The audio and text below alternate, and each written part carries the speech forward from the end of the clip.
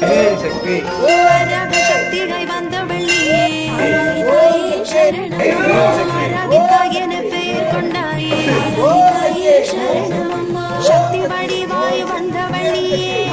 தாயே சரணம் சப்த கன்னிகளில் ஒரு வள்ளியே தாயே சரணம் பஞ்சமி தாயே